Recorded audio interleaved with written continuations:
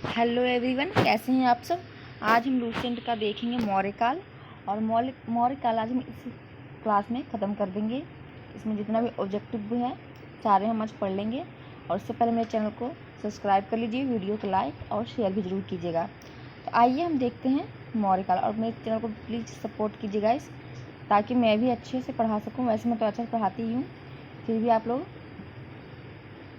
Comment करके बताइए कि आपको क्या समझ नहीं आता है।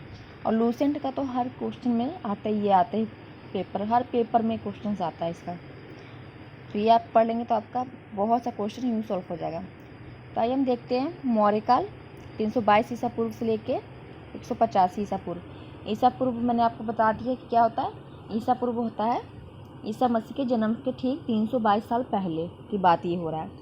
और इसका पहले का जो क्लास है हमने सिंधु घाटी सभ्यता, वैदिक सभ्यता और धार्मिक आंदोलन ये सब हमने ख़त्म कर दिया, जो प्ले लिस्ट में दिया हुआ है। आप जाके उसमें चेक कर लीजिए और सीरियल वाइज आप पढ़ेंगे तो आपको ज़्यादा अच्छा लगेगा और ज़्यादा समझ में भी आएगा।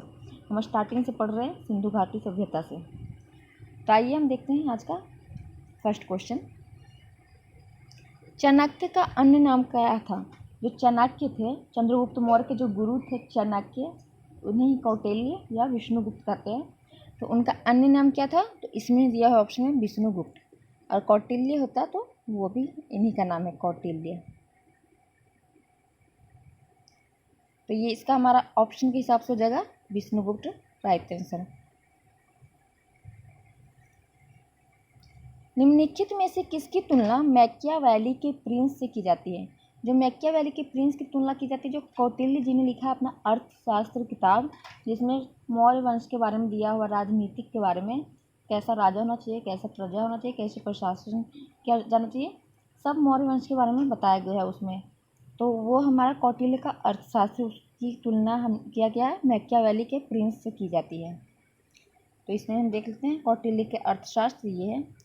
कौटिल्य, विष्णुगुप्त और चाणक्य तीनों एक ही व्यक्ति हैं, आप इसे याद रखिएगा। कौटिल्य के अर्थशास्त्र भी दिया हो सकता है, विष्णुगुप्त के अर्थशास्त्र भी दे सकते थे या फिर चाणक्य के भी। तो तीनों एक ही इंसान हैं। नेक्स्ट क्वेश्चन हमारा है, वह कौन सा शासक था जिसने राज सिंहासन पर बैठने के लिए अपने बड़े भाई की हत्या कर दी थी। तो जो चंद्रगुप्त का बेटा बिंदुसार था, बिंदुसार अपने बड़े बेटे सुसीम को क्या करना चाहते थे, सिंहासन देना चाहते थे। लेकिन जो अशोक है वो खुद राज सिंहासन लेना चाहता था। तो उसने सिंहासन के लिए अपने बड़े भाई जो सुसीम था उनकी हत्या कर देते हैं और फिर वो राज सिंहासन में बैठ जाते हैं। तो इस ऑप्शन में अशोक पहले नंबर पे था, ऑप्शन नंबर ए हो जाएगा। अशोक को ना चंद्रगुप्त के पोते हो गए और बिंदुसार के बेटे हो गए। बिंदुसार के बेटे चंद्रगुप्त मौर्य का बेटा बिंदुसार और बिंदुसार का बेटा चाणक्य थे। सॉरी, चाणक्य नहीं, अशोक थे। और जो चाणक्य जो थे वो चंद्रगुप्त मौर्य के प्रधानमंत्री थे और उनके गुरु भी थे। उन्होंने ही चंद्रगुप्त मौर्य को मगध सम्राट बैठाने में बहुत सी सहायता की उन्हें। अब नेक्स्ट हमारा क्वेश्चन है, निम्नलिखित में से सम्राट अशोक की वह पत्नी जिसने उसको प्रभावित किया था, मतलब कि वो कौन सी पत्नी है जो अशोक को सबसे ज़्यादा प्रभावित की थी। तो वो जो कारुबाकी है, उनकी पत्नी का नाम कारुबाकी, उन्होंने अशोक को बहुत ज़्यादा ही प्रभावित किया था। तो इसका हमारा राइट आंसर हो जाएगा डी। अशोक ने 2-3 शादियाँ की हुई थी, इसलिए कारुबाकी का नाम आता है। अशोक ने अपने सभी अभिलेखों में एक रूपता से किस प्राकृत का प्रयोग किया है। जो अशोक है सभी अभिलेखों में एक रूपता से जिस प्राकृत का प्रयोग किया है वो है अर्धमगधी। ये लैंग्वेज है अर्धमगधी। बिंदुसार ने विद्रोहियों को कुचलने के लिए अशोक को कहाँ भेजा। जो बिंदुसार था वो चाहता था कि सुसीम उनकी राजगद्दी पर बैठ जाए। तो उन्होंने पहले तो भेजा था अपने बड़े बेटे सुसीम को तक्षशिला कुचलने के लिए विद्रोहियों को, लेकिन वो उनसे नहीं संभल पाता। तो वो फिर क्या करते हैं, अशोक को भेजते हैं तक्षशिला और वो अशोक जो है विद्रोहियों का दमन करके वापस आता है। और उसी समय वो क्या करते हैं, सुसीम को जो है बिंदुसार राज सिंहासन बैठाना चाहते, लेकिन अशोक आके सुसीम को हत्या करके खुद राज सिंहासन का राजा बन जाता है।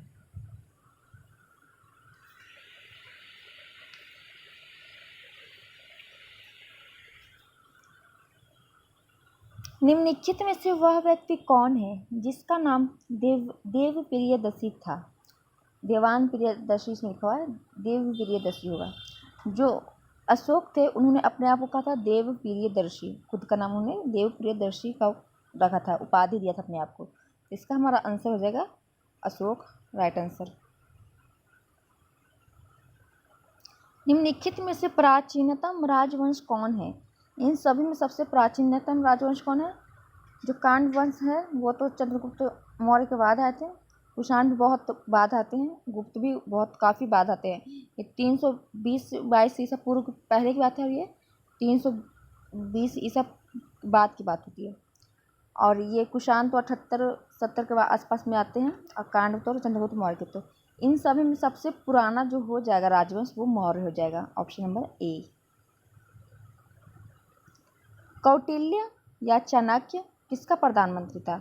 मैंने आपको पीछे बताया था कि जो चंद्रगुप्त मौर्य को जब मगध गद्दी पर बैठाने में चाणक्य जी का बहुत बड़ा हाथ रहता है और उन्होंने उनको दीक्षा दिया था कैसे राज्य सिंहासन संभालना है, और उन्होंने अर्थशास्त्र बुक लिखा था, तो वही प्रधानमंत्री बनते हैं चंद्रगुप्त मौर्य का। तो इसका हो जाएगा हमारा आंसर बी, चंद्रगुप्त मौर्य के प्रधानमंत्री चाणक्य, विष्णुगुप्त या कौटिल्य जी थे।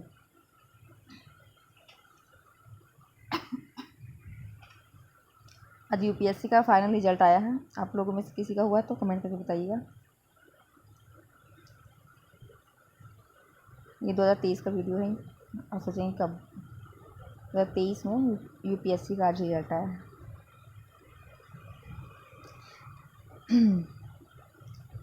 कलिंग विजय के उपरांत अशोक महान ने निम्नलिखित में से किस धर्म को अंगीकरण कर लिया? जब अशोक कलिंग अभियान करते हैं तो उसमें लाखों लोग मर जाते हैं और बहुत से खून वून बहते हैं, तो ये देख के अशोक का मन पिघल जाता है और वो बौद्ध धर्म धारण कर लेते हैं। तो जो कलिंग विजय के बाद उन्होंने कौन सा धर्म अपनाया? तो बौद्ध धर्म हो जाएगा। और अशोक ने बौद्ध संगीतियाँ भी करवाई थी, तीसरी बौद्ध संगीति पाटलिपुत्र में अशोक ने करवाई थी। इसका हो जाएगा बुद्ध। चंद्रगुप्त के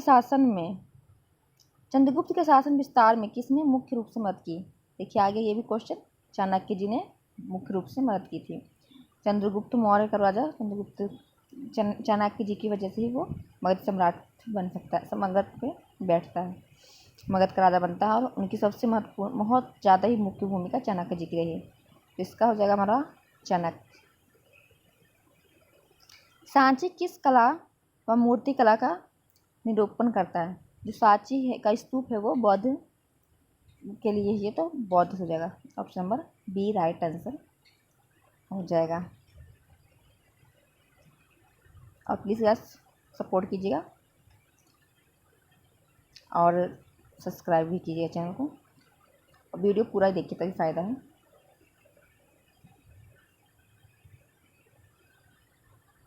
सब बड़ा जूम कर देते हैं इसे। प्राचीन भारत का वह प्रसिद्ध शासक, जो पुराने भारत का वह प्रसिद्ध शासक जिसने अपने जीवन के अंतिम दिनों में जैन धर्म को अपना लिया था। जो चंद्रगुप्त मौर्य है वो क्या करते हैं, अपने जीवन के अंतिम दिनों में वो जैन धर्म अपना लेते हैं और संलेखना विधि से वो अपने प्राण त्याग देते हैं श्रवण वेला में जाके, जो कि कर्नाटका में है। तो इसमें हमारा उस टाइम मतलब भारत में अकाल आ गया था, तो वो श्रवण वेला चल जाते हैं और वहाँ पर जाके संलेखना विधि के द्वारा अपनी प्राण त्याग देते हैं। तो संलेखना विधि किस में होता था? जैन धर्म में। तो चंद्रगुप्त मौर्य ने अंतिम समय में जैन धर्म अपना लिया था, तो ऑप्शन इसका हमारा ए हो जाएगा। और अशोक जी है जो बौद्ध धर्म अपना लेते हैं। मौर्य साम्राज्य की स्थापना किसने की थी? तो मौर्य साम्राज्य की स्थापना चंद्रगुप्त मौर्य किए थे। इनके बेटे हैं बिंदुसार और इनके बेटे हैं अशोक।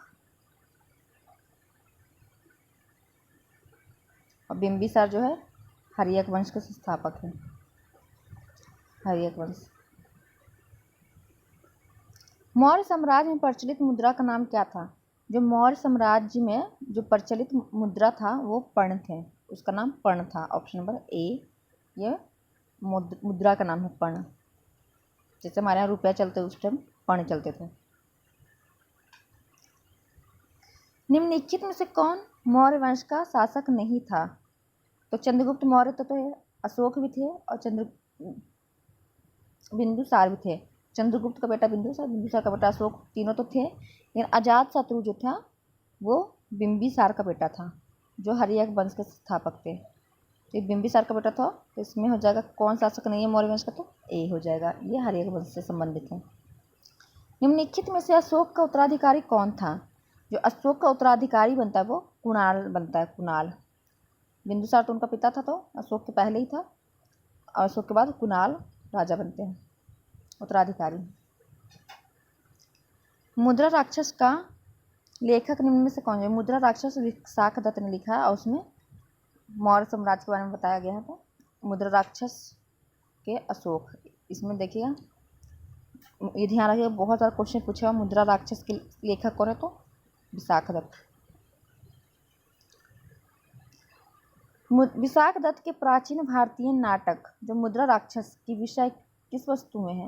मतलब जो लिखा बता रहा है इसमें कि विशाखदत्त के जो प्राचीन भारतीय नाटक है मुद्रा राक्षस, वो किस विषय में है? तो प्राचीन हिंदू जनश्रुति के देवताओं और राक्षसों के बीच संघर्ष नहीं, इसके बारे में नहीं है। एक आर्य राजकुमार और एक कबीलाई महिला की प्रेम कथा के बारे में नहीं। दो आर्य कबीलों के बीच सत्ता के संघर्ष की कथा के बारे में नहीं। चंद्रगुप्त मौर्य के समय में राज दरबार की दुर्विसिद्धियों के बारे में, हाँ, दुर्विसिद्धियों के बारे में दिया हुआ है। विशाखदत्त में जो बुराइयां थी उसके बारे में दिया गया था विशाखदत्त के मुद्रा राक्षस में। तो हमारा राइट आंसर हो जाएगा डी। मालवा, गुजरात, महाराष्ट्र किस शासक ने पहली बार जीते थे? जो मालवा गुजरात और महाराष्ट्र थे वो चंद्रगुप्त मौर्य क्या करते हैं? जीत लेते हैं। तो इसमें हो जाएगा हमारा Chandragupta Maurya, option number A हो जाएगा, पहली बार जीते हैं चंद्रगुप्त मौर्य। किसने सहिष्णुता, उदारता और करुणा के त्रिविध आधार पर राजवंश की स्थापना की? जो अशोक थे वो कलिंग युद्ध के बाद बौद्ध धर्म अपना लेते हैं और उनका हृदय परिवर्तन हो जाता है, अब वो उदारता, करुणा और सहिष्णुता के विविध आधार पर राजवंश की स्थापना करते हैं। तो इसमें हमारा हो जाएगा ऑप्शन नंबर ए, अशोक।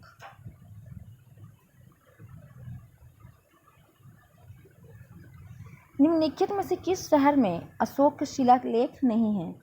तो गिरनार में तो अशोक के शिलालेख है, कंधार में भी है, टोपरा का शिलालेख भी है, पाटलिपुत्र में नहीं है। तो इसका हमारा राइट आंसर जाएगा पाटलिपुत्र। पाटलिपुत्र में अशोक के शिलालेख नहीं है, ये बीपीएससी का क्वेश्चन पूछा हुआ है। अर्थशास्त्र का लेखक किसके समकालीन था? तो अर्थशास्त्र किसने लिखा? चाणक्य जी ने लिखा है। और चाणक्य किसके समय के थे? इनकी महत्वपूर्ण भूमिका थी चंद्रगुप्त मौर्य को राजा बनाने में। चंद्रगुप्त हो जाएगा, चंद्रगुप्त को। चंद्रगुप्त मौर्य के ही साथ में थे, तो उन्हीं के समकालीन होंगे, उन्हीं के टाइम समकालीन, उन्हीं के समय का। नंद वंश के पश्चात मगध पर किस राजवंश ने शासन किया? जो घनानंद होता है उसे चंद्रगुप्त मौर्य हरा के नंद वंश का अंत करता है और मौर्य वंश की शुरुआत करते हैं। तो नंद वंश के पश्चात कौन सा वंश आता है? तो मौर्य वंश, ऑप्शन नंबर ए हमारा हो जाएगा। मौर्य काल में शिक्षा का सर्वाधिक प्रसिद्ध केंद्र कौन सा था? जब मौर्य काल था तो उस टाइम शिक्षा का सर्वाधिक प्रसिद्ध केंद्र था तक्षशिला। उस टाइम नालंदा विश्वविद्यालय नहीं बना था, ये कुमारगुप्त इसकी स्थापना करेंगे। तो तक्षशिला में पढ़ाते थे चाणक्य जी, वहीं के टीचर थे। तो इसका हो जाएगा हमारा तक्षशिला, सबसे प्राचीन विश्वविद्यालय भी तक्षशिला ही है। मेगास्थनीज की पुस्तक का नाम क्या था? तो सेल्यूकस निकेटर के साथ जब चंद्रगुप्त मौर्य की लड़ाई होती है और सेल्यूकस निकेटर जब हार जाता है तो वो अपने एक मेगास्थनीज को चंद्रगुप्त मौर्य के राज दरबार में भेज देता है। जो मेगास्थनीज है उन्होंने भी चंद्रगुप्त मौर्य के शासन के बारे में कुछ लिखा है। अब उस पुस्तक का नाम है इंडिका। इंडिका नाम की बुक में उन्होंने लिखा है मौर्य के शासनकाल के बारे में। तो हमारा राइट आंसर डी हो जाएगा, इंडिका। मेगास्थनी की पुस्तक का नाम है इंडिका, याद रखिएगा। किसके ग्रंथ में चंद्रगुप्त मौर्य का विशिष्ट रूप से वर्णन हुआ है? और वह है, तो विशिष्ट रूप से जो चंद्रगुप्त मौर्य का वर्णन हुआ है वो किसमें? विशाखदत्त के मुद्रा राक्षस में। बीपीएससी में पूछा हुआ क्वेश्चन है। वह स्रोत जिसमें पाटलिपुत्र के प्रशासन का वर्णन उपलब्ध है। वह जो पाटलिपुत्र के प्रशासन के बारे में बताया तो वो मेगास्थनीज ने बताया अपने पुस्तक इंडिका में बताया। तो इंडिका हो जाएगा, पाटलिपुत्र के प्रशासन के बारे में इंडिका में बताया गया हुआ, कि बीपीएससी का पूछा हुआ क्वेश्चन ये है। 4 में पूछा, 19 में भी इससे रिलेटेड कुछ क्वेश्चन पूछा हुआ है। अशोक के शिलालेखों में प्रयुक्त भाषा है। जो अशोक के शिलालेख है उसमें कौन सी भाषा है? तो उसमें अरमाइक, ब्राह्मी, हिंदी नहीं, ब्राह्मी, प्राकृत, अरमाइक और खरोष्टी 4 भाषा प्रयुक्त है। तो उसमें से एक प्राकृत है, तो प्राकृत भाषा इसमें मिल जाएगा। और जो बुद्ध भगवान जी ने ज्ञान अपना दिया था उपदेश, वो पाली भाषा में दिए थे, ये बुद्ध भगवान ने दिए थे। और शिलालेखों में अशोक के जो मिलता है भाषा वो प्राकृतिक भाषा।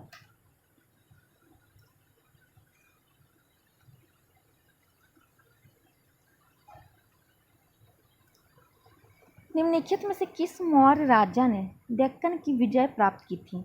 दक्कन वही मालवा महाराष्ट्र का क्षेत्र आता है गुजरात का। तो मालवा में हमें पीछे भी देखा था चंद्रगुप्त मौर्य दक्कन को जीत लेता है। तो कौन से प्राप्त करता? तो चंद्रगुप्त मौर्य। मेगास्थनीज ने भारतीय समाज को कितनी श्रेणियों में विभाजित किया है? ये भी पीएससी देखिए 2004 में पूछा और 2019-20 के लगभग भी पूछा गया क्वेश्चन है, और बिहार दरोगा में भी शायद पूछा हुआ क्वेश्चन है, तो आप इसको ध्यान रखिएगा। मेगास्थनीज ने भारतीय समाज को 7 भागों में बांटा था, और जो कौटिल्य जी अपने अर्थशास्त्र में उन्होंने 15 भागों में बताया था। तो मेगास्थनीज ने भारतीय समाज को 7 भागों में बांटा था। देखिए नेक्स्ट क्वेश्चन आ गया हमारा। कौटिल्य के अर्थशास्त्र में किस पहलू का प्रकाश डाला गया है? तो उसमें पहला तो ऑप्शन आर्थिक ही हमेशा देगा, लेकिन आर्थिक नहीं होगा। अर्थशास्त्र आर्थिक लगता ही है लेकिन है नहीं, राजनीतिक नीतियाँ होंगी इसमें, राजनीतिक नीतियाँ। क्योंकि कौटिल्य ने दूसरे में शासन में बताया कि कैसा राजा कैसा प्रजा वगैरह होना चाहिए, तो वो राजनीतिक नीतियाँ बताते हैं। तो कौटिल्य का जो अर्थशास्त्र है उसमें राजनीतिक नीतियाँ जाएगा। ऑप्शन नंबर हमारा बी राइट आंसर। निम्न में से कौन सा क्षेत्र अशोक के साम्राज्य में सम्मिलित नहीं था? तो अशोक के समय में कौन सा सम्मिलित नहीं था? अफगानिस्तान तो था, बिहार तो था ही, मगध वगैरह वहीं था, कलिंग भी उन्होंने जीत ही लिया था। श्रीलंका नहीं थे, वो बुद्ध भगवान के प्रचार के लिए, बुद्ध धर्म के प्रचार के लिए वो अपनी बेटी श्रीलंका भेजते हैं। बेटी और बेटा को, संघमित्रा और महेंद्र बेटा को भेजते श्रीलंका। तो इसमें हमारा हो जाएगा श्रीलंका जो थी अशोक के साम्राज्य में सम्मिलित नहीं है। पाटलिपुत्र को किस शासक ने सर्वप्रथम अपनी राजधानी बनाई? सबसे पहले तो उदयन ने बनाई थी, लेकिन उदयन इसमें ऑप्शन नहीं है। उदयन ने ही पाटलिपुत्र की स्थापना भी की थी और राजधानी बनाया था, जो कि हर्यक वंश से संबंधित है। अजातशत्रु का यह बेटा और बिंबिसार का पोता थे। इसमें उदयन नहीं है। इन सभी में पूछा तो अशोक, चंद्रगुप्त मौर्य जो हो जाएंगे, जो पाटलिपुत्र में राजधानी बनाते हैं। पाटलिपुत्र में स्थित चंद्रगुप्त का महल मुख्यतः बना है। जो पाटलिपुत्र में स्थित है चंद्रगुप्त का महल, वो लकड़ी का बना हुआ है। तो सी हमारा लकड़ी हो जाएगा। बराबर की पहाड़ी जो कि जहानाबाद जिला में है, गया के आसपास है, की गुफाओं का उपयोग किसने आश्रय गृह के रूप में किया है? तो जो बराबर की पहाड़ियाँ वो अजीबकों के लिए विश्राम करने के लिए बनाया गया था। तो हमारा हो जाएगा ऑप्शन नंबर ए, अजीबकों के लिए। ऐसे भी अशोक ने बनवाया था।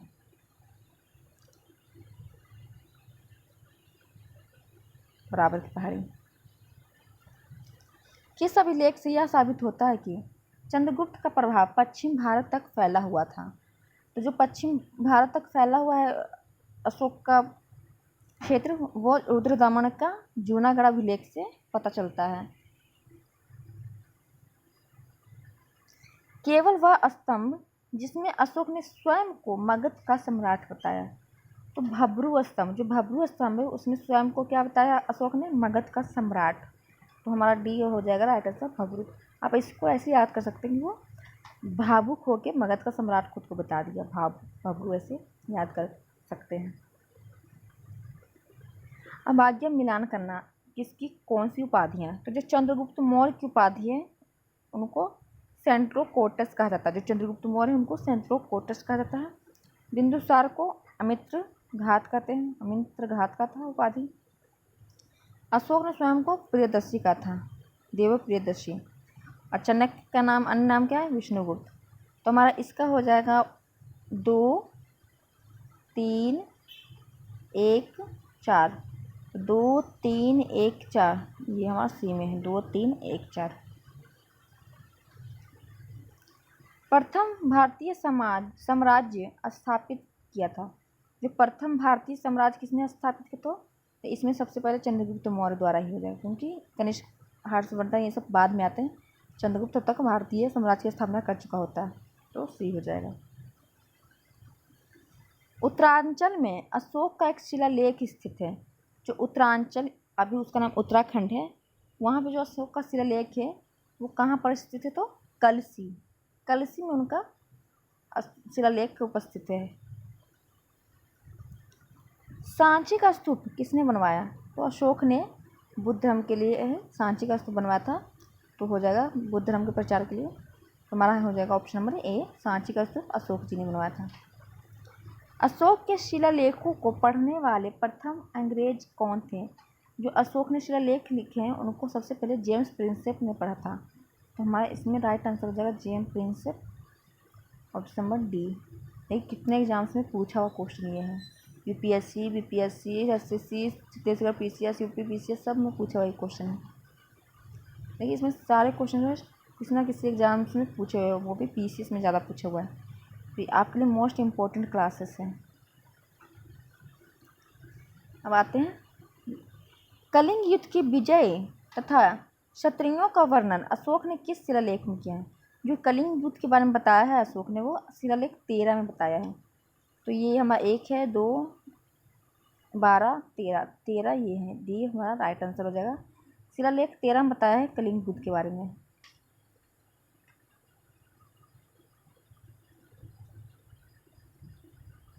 प्रसिद्ध यूनानी राजदूत जो मेगास्थनीज भारत में किसके दरबार में आए थे? तो सेल्यूकस निकेटर ने भेजा था चंद्रगुप्त मौर्य के दरबार में। तो हमारा हो जाएगा भारत में आए थे चंद्रगुप्त मौर्य के दरबार में। तो हमारा हो जाएगा सी राइट आंसर। चंद्रगुप्त मौर्य ने सेल्यूकस को कब पराजित किया था? तो जो चंद्रगुप्त मौर्य थे वो तो 322 के बाद आते ही, तो पराजित कब थे? तो 305 में, क्योंकि उसके आसपास का यही आ रहा है। क्योंकि उस टाइम तो 352 तो चंद्रगुप्त मौर्य थे ही नहीं, 71 में भी नहीं थे, 261 में भी। 261 में अशोक कलिंग विजय अभियान करता है, तो ये इस टाइम अशोक का काला जाता है। तो चंद्रगुप्त मौर्य 305 में सेल्यूकस निकेटर को हरा देते हैं। निम्नलिखित में से कौन सा राजा प्राय जनता के संपर्क में रहता है? जो अशोक थे, जो बुद्ध धर्म अपना लिए थे, तो उन्होंने कहा था मैं कभी भी रहूँ, किसी भी स्थिति में, खाता पीता सोता बैठता, तो आप हमसे, जनता हमसे संपर्क कर सकता है। तो अशोक हो जाएगा इसका राइट आंसर। निम्नलिखित कौन सा राजा प्राय जनता के संपर्क में रहता था? तो अशोक। अशोक ने 261 ईसा पूर्व कलिंग को जीतने के बाद क्या किया? तो कलिंग को जीतने के बाद उन्होंने क्या किया? बौद्ध धर्म अपना लिया था। तो आइए देखते हैं इसमें कौन सा ऑप्शन हो सकता है। अपने राज की सीमा बढ़ाई नहीं, क्योंकि उन्होंने खून खराबा देख के उनका दिल पसीज गया और वो फिर युद्ध की नीति त्याग कर बौद्ध धर्म अपनाते हैं और सबकी मदद करने की कोशिश करते हैं। विश्व विजय के लिए निकल पर नहीं, विश्व विजय, युद्ध जब छोड़ दे विश्व विजय क्यों करेंगे? भारी रक्तपात देखकर युद्ध की नीति को सदा के लिए त्याग दिया। हाँ, उन्होंने बहुत सारे रक्तपात देखा और उन्होंने युद्ध की नीति को क्या त्याग दिया। तो ऑप्शन हमारा सी हो जाएगा इसका राइट आंसर। कलिंग युद्ध के दौरान ही वो युद्ध की नीति त्यागते हैं। अशोक के अधिकांश अभिलेख किस भाषा में या लिपि में है? तो प्राकृतिक या ब्राह्मी लिपि और खरोष्टी और अरमाइक में भी पाए गए हैं। तो इसमें क्या है? प्राकृतिक और ब्राह्मी लिपि ऑप्शन में है, तो ये हो जाएगा ऑप्शन नंबर ए, प्राकृत और ब्राह्मी लिपि। किस ग्रंथ में चंद्रगुप्त मौर्य के लिए विरसल, विरसल माने निम्न कुल, छोटे कुल शब्द का प्रयोग किया गया है? तो जो क्या कहते हैं, लिखा है विशाख रत्न ने अपने मुद्रा राक्षस में, उन्होंने क्या कहा कि चंद्रगुप्त जो मौर्य थे वो निम्न कुल के थे। ऑप्शन नंबर सी हो जाएगा।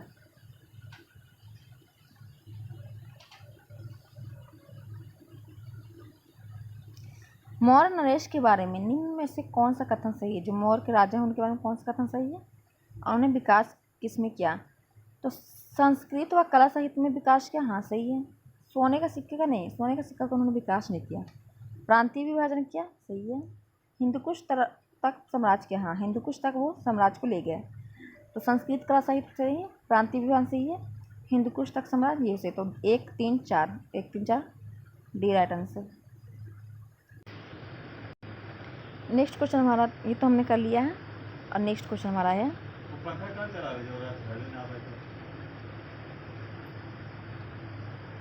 अशोक ने कलिंग को मौर्य साम्राज्य में जोड़ लिया। ये बात सही है, जब अशोक क्या है कलिंग को मौर्य साम्राज्य में जोड़ लेते हैं। और कलिंग दक्षिण भारत को आने वाले स्थलीय एवं समुद्री मार्गों को नियंत्रित करता है। हाँ, जो कलिंग है वो दक्षिण भारत को क्या आने वाले स्थलीय और समुद्री दोनों को नियंत्रित करता है। और इसी कारण अशोक ने क्या किया था, कलिंग को मौर्य साम्राज्य में जोड़ लिया था। ए और आर दोनों है, कारक भी सही है, तो ए और आर दोनों सही है। आर ए की व्याख्या करता है, तो ये हमारा राइट आंसर हो जाएगा।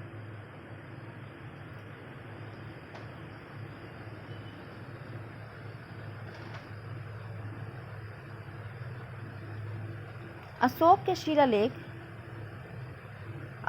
शिलालेख संगम राज्य के बारे में हमें बताते हैं। वह कौन से शिलालेख में शामिल है? जो संगम राज्य के बारे में हमें बताते हैं, तो अशोक के जो शिलालेख हैं 2 और 13। तो 2 और 13 में हमारा संगम युग के बारे में पता लगता, तो सी हमारा हो जाएगा 2 और 13 राइट आंसर। यूपीएससी 1998 का क्वेश्चन पूछा हुआ है। अशोक के राज्य देशों के अनुसार धार्मिक निष्ठा की अपेक्षा जनता के मध्य सामाजिक समरसता अधिक महत्वपूर्ण थी। हाँ, सही बात है। अशोक ने कहा था कि मेरे राज्य देशों के अनुसार उनकी क्या थी, धार्मिक निष्ठा मध्य समरसता अधिक महत्वपूर्ण थी।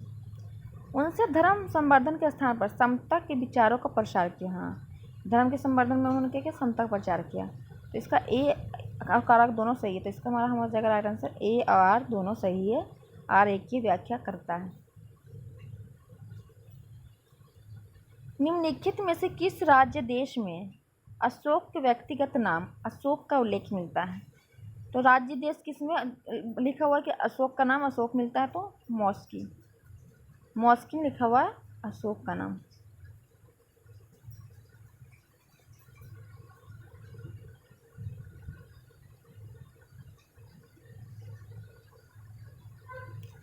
निम्नलिखित वक्तव्यों में कौन सा एक वक्तव्य अशोक के परस्पर स्तंभों के बारे में गलत है? तो इसमें 3 सही है और 1 गलत है। तो आइए देखते हैं। इन पर बढ़िया पॉलिश थी। हाँ, बढ़िया पॉलिश थे तभी तो अभी तक चल रहे हैं। ये अखंड थे। हाँ, अखंड थे तभी तो अभी तक ये सही सलामत है। स्तंभों का सैफ्ट या शुंडाकार है, ये भी सही है। वे अस्थाप्य संरचना के भाग नहीं, अस्थाप्य संरचना के भाग नहीं है। तो एक ये सब तो सही है, लेकिन हमारा डी गलत है, तो उसने गलत ही पूछा, तो हमारा डी राइट आंसर हो जाएगा। यूपीएससी 1997 का पेपर में पूछा हुआ है। श्रीनगर की स्थापना किस मौर्य शासक ने की थी? तो अशोक ने श्रीनगर में मौर्य शासक स्थापना की थी श्रीनगर का। हमारा ए हो जाएगा अशोक राइट आंसर। मिलान करना है प्रांत और राजधानी। जो उत्तरा पथ था उसकी राजधानी थी तक्षशिला। तक्षशिला नॉर्थ में ही पड़ता है, तो उत्तरी में वही होता है। दक्षिणा पथ में जो थी उसकी राजधानी थी स्वर्णगिरी। और अवंती राष्ट्र की उज्जैनी थी, और प्राची या पूर्वी प्रदेश की तो पूर्वी पाटलिपुत्र। तो 1 2 3 4 1 2 3 4 ए हो जाएगा।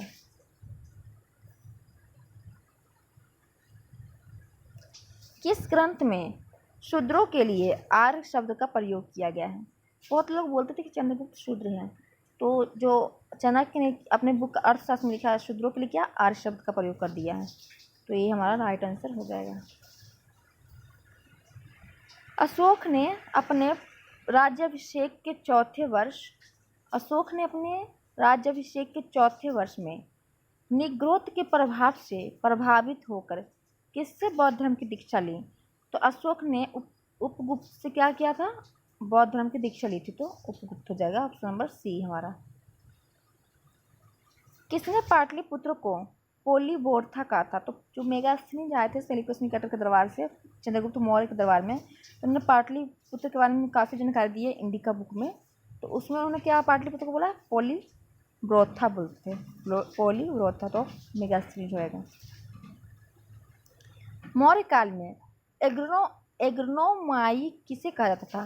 जो मौर्य काल में एग्रोनोमाई शब्द का प्रयोग सड़क निर्माण के अधिकारी के लिए किया जाता था। मौर्य काल में गुप्तचरों का क्या कहा जाता था? तो मौर्य काल में गूढ़ पुरुष को गुप्तचर कहते थे, तो गूढ़ पुरुष।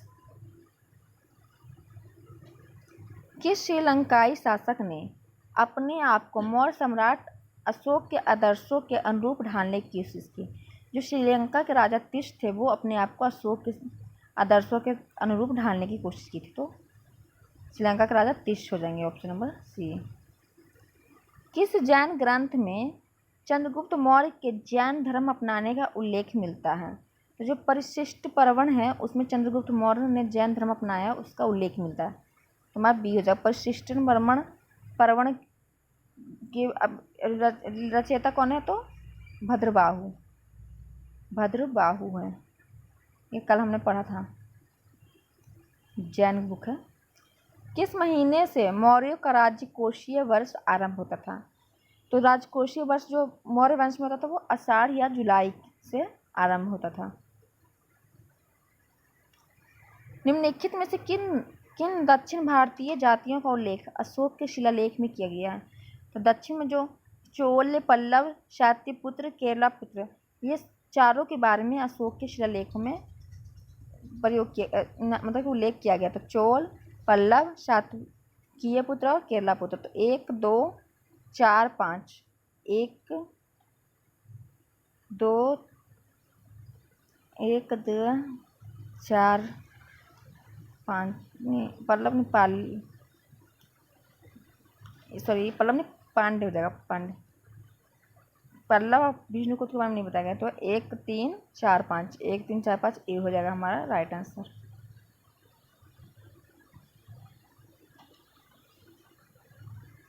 अशोक के बारे में जानने के लिए सबसे महत्वपूर्ण स्रोत क्या है? जो अशोक के बारे में अगर हमें जानना है तो उसके लिए हमें शिलालेख सबसे महत्वपूर्ण स्रोत है, क्योंकि अशोक ने बहुत शिलालेख बनवाए थे, 13 शिलालेख थे। तो हमारा बी हो जाएगा राइट आंसर। शिलालेख के बारे से हमें अशोक की जानकारी मिलती है। अशोक के काल में कौन सी लिपि दक्षिण भारत में परिवर्तित हुई थी? तो जो अरमाइक थी वो तो उत्तर भारत में थी, खरोष्टी भी उत्तर भारत में थी, और यूनानी भाषा तो थी ही नहीं अशोक के समय में, और ब्राह्मी जो थी दक्षिण भारत में प्रचलित थी, तो दक्षिण भारत में ब्राह्मी। तो दक्षिण भारत में परिवर्तित हुई तो ब्राह्मी लिपि। अशोक का अभिलेख भारतीय उपमहाद्वीप के बाहर भी पाया गया। निम्नलिखित में से किस देश में यह पाया गया? तो अशोक का जो अभिलेख है वो अफगानिस्तान तक पाया गया था, तो हमारा ए हो जाएगा राइट आंसर। अफगानिस्तान में भी अशोक का अभिलेख मिलता है। हमारा लास्ट पेज है, थोड़ा क्वेश्चन ही बचा है। अत्यंत पॉलिश किए गए 81वां अशोक स्तंभ जिस पांडु रचित बालूकाश्म के एकल टुकड़ा में दक्षित किए गए हैं, उन्हें साधारणतः कहा कि खदानों से निकाला गया है। जो मिर्ज़ापुर के समीप चुनार है वहाँ से इस तरह के निकाले गए हैं। तो ऑप्शन नंबर हो जाएगा ए, अत्यंत पॉलिश किए हुए काश्म अशोक स्तंभ निकला कहाँ? मिर्ज़ापुर के समीप चुनार से। भारतीय लिखने की कला नहीं जानते थे, यह किसकी उक्ति थी? जो मेगास्थनीज आया था उन्होंने कहा था कि भारतीय लिखना पढ़ना नहीं जानते थे, तो भारतीय लिखने की कला नहीं जानते थे ये कहा था मेगास्थनीज ने। किस मौर्य सम्राट ने एक विदेशी राजा सीरिया के जो थे एंटिओयस प्रथम से अंजीर, शराब और दार्शनिक को भेजने का आग्रह किया था?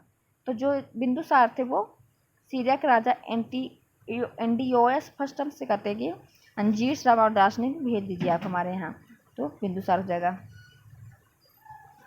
अशोक द्वारा कलिंग पर चढ़ाई की जानकारी में सबसे महत्वपूर्ण स्रोत क्या है? तो 13वां बृहत शिलालेख में कलिंग युद्ध के बारे में बताया गया, तो उसी में हो जाएगा हमारा 13वां बृहत शिलालेख में अशोक की चढ़ाई की जानकारी मिलती है। बिंदुसार की मृत्यु के समय, जब बिंदुसार की मृत्यु हो गई थी उस समय अशोक किस प्रांत का गवर्नर था? तो उस समय उज्जैन का गवर्नर था अशोक। उज्जैन में अशोक का गवर्नर बना के भेजा था और तक्षशिला में सुसीम को, तो उज्जैन हो जाएगा। किस शिलालेख में अशोक ने घोषणा की सारी प्रजा मेरी संतान है? तो ऐसी घोषणा उन्होंने की थी पृथक कलिंग शिलालेख में। पृथक कलिंग जो शिलालेख है उसमें उन्होंने कहा था कि सारी प्रजा क्या है, मेरी संतान है। कौन सी घोषणा युद्ध और हिंसा के प्रति अशोक के आंतरिक दुख को स्पष्ट करता है? तो कलिंग युद्ध था, तो कलिंग का पृथक शिलालेख में ही ये भी जाहिर करता है। किस शिलालेख में अशोक की यह घोषणा अंकित है? किसी भी समय चाहे मैं खाता रहूं या रानी के साथ विश्राम करता रहूं या मैं अतःशाला में रहूं, मैं जहां भी रहूं, मेरे महामात्य मुझे सार्वजनिक कार्य के लिए संपर्क कर सकते हैं। तो छठे शिलालेख में इसके बारे में हमें जानकारी मिलता है, उसमें घोषणा की गई है। निम्नलिखित में से कौन अवरोही क्रम मौर्य प्रशासन के अधिकारियों का नाम बताता है? तो निम्नलिखित में से कौन सा अवरोही क्रम में मौर्य प्रशासन के अधिकारियों का नाम बताता है? तो प्रादेशिक, उसके बाद राज्य के बाद युक्तक आता था। तो हमारा हो जाएगा ए राइट आंसर। वीडियो रिकॉर्डिंग हो रही है क्या? सही है। बिष्टि शब्द किससे संबंधित है? तो बेगारी को बिष्टि कहते थे, तो बेगारी। ऑप्शन नंबर बी बेगारी। मौर्य काल में सीता का क्या मतलब था? तो मौर्य काल में जो सीता का मतलब था राजकीय भूमि से प्राप्त कर या आय को कहते थे सीता। राजकीय भूमि से प्राप्त आय को सीता कहते थे। निम्नलिखित में से मौर्य कला का सबसे अच्छा नमूना कौन है? तो जो स्तंभ है वो मौर्य कला का सबसे अच्छा नमूना है, स्तंभ। Option number A.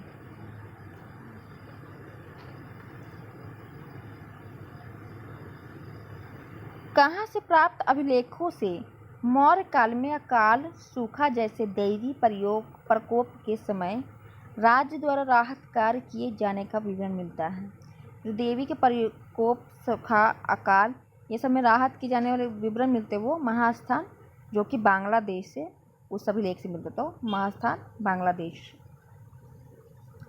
अशोक ने श्रीलंका में बौद्ध धर्म का प्रचार करने तो किसे भेजा था? तो अपने बेटा बेटी को भेजा था अशोक ने श्रीलंका में बौद्ध धर्म का प्रचार के लिए। उनके बेटे का नाम महेंद्र, बेटी का नाम संघमित्रा था। तो महेंद्र और संघमित्रा दोनों को भेजा। तो ऑप्शन सी हो जाएगा, ए और बी दोनों। अशोक के मनसेहरा जो कि पाकिस्तान एवं शाहबाजीगढ़ जो कि पाकिस्तान से ही प्राप्त बेहद शिलालेखों किस लिपि का प्रयोग किया गया है? जो पाकिस्तान में लिपि का प्रयोग किया गया वो खरोष्टी लिपि थी, खरोष्टी। कहाँ से अशोक के द्विभाषाएं ग्रीक और अरमाइक अभिलेख प्राप्त हुए हैं? तो जो कंधार है, शहर ए कुना, यहाँ अरमाइक और ग्रीक पद्धति से लिखी गई है, दो भाषा से लिखी गई अभिलेख मिलते। तो ये हो जाएगा राइट आंसर। ये बीपीएससी में 2 बार पूछा गया क्वेश्चन है। अर्थशास्त्र में नहीं, ये कुछ कौटिल्य द्वारा रचित अर्थशास्त्र कितने अधिकारों में विभाजित है? जो कौटिल्य थे कितने 15 अधिकारों में विभाजित किया था अर्थशास्त्र को। तो हो जाएगा 15। तो डी हमारा राइट आंसर।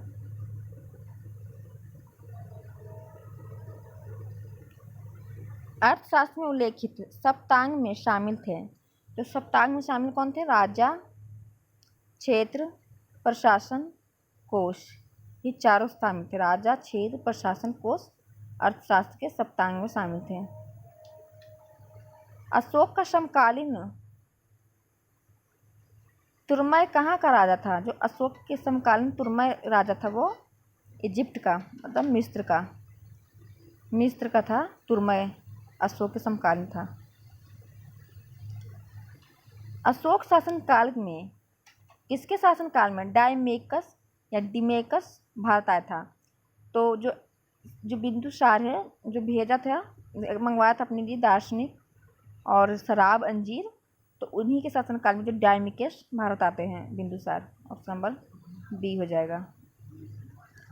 निम्नलिखित में से अभिलेखों में से किसमें अशोक का नामो उल्लेख हुआ है? तो ऐसा कौन सा अभिलेख जिसमें अशोक का नाम मिलता है? तो गुजरा अभिषेक में, गुजरा और मौसी अभिषेक मिलता है। तो इसमें गुजरा ऑप्शन में है, तो गुजरा अभिलेख में अशोक का नाम उल्लेखित है। किस बौद्ध मूल ग्रंथ में मौर्य सम्राट अशोक का विवरण शामिल है? जो महावंश है, मौल मूल का ग्रंथ जो है, उसमें अशोक के बारे में जानकारी मिलती है हमें महावंश में। तो ऑप्शन हमारा डी हो जाएगा इसमें राइट आंसर। निम्नलिखित में से किस उभारदार मूर्ति शिल्प शिलालेख में अशोक के प्रस्तर रूप चित्र के साथ रानियों अशोक उल्लेखित है? तब बोल रहा कि ऐसा कौन सा उभरदार है जो मतलब उभरा हुआ मूर्ति शिल्प है, शिलालेख है, जिसमें अशोक का नाम राजा अशोक उल्लेखित है? तो ये हमारा हो जाएगा कंगनहली के शिलालेख में। तो हो जाएगा ऑप्शन नंबर हमारा ए कंगनहली। रिलीफ। चलिए ठीक है, आज का हमारा 93 क्वेश्चन ख़त्म हो गया, मौर्य काल ख़त्म हो गया। और नेक्स्ट क्वेश्चन में हम देखेंगे, नेक्स्ट क्वेश्चन में मौर्य उत्तर और पूर्व गुप्त पूर्व काल। तो नेक्स्ट क्लास हम देखेंगे कल। मेरी वीडियो को आप लाइक कीजिएगा, शेयर कीजिएगा और चैनल को सब्सक्राइब कीजिएगा। आपको वीडियो कैसा लगा ये भी आप बताइएगा। और ये जितना भी मैंने प्रश्न पढ़ाया 93, इसका सबका ये आंसर है। तो आप आंसर मिला सकते हैं वीडियो रोक के। अगर आपको किसी क्वेश्चन में डाउट हो तो आप आंसर मिला सकते हैं। Thank you so much guys. और कल की क्लास में हम मौर्य उत्तर और गुप्त पूर्व काल देखेंगे। Thank you so much guys. काफ़ी हमने पेज ख़त्म कर दिए, काफ़ी क्वेश्चन हमने 500-600 क्वेश्चन हमने ख़त्म कर दिए 2-3 क्लास में। आज पेज नंबर कितना है? 18 पेज नंबर हमारा चल रहा है। Thank you so much guys.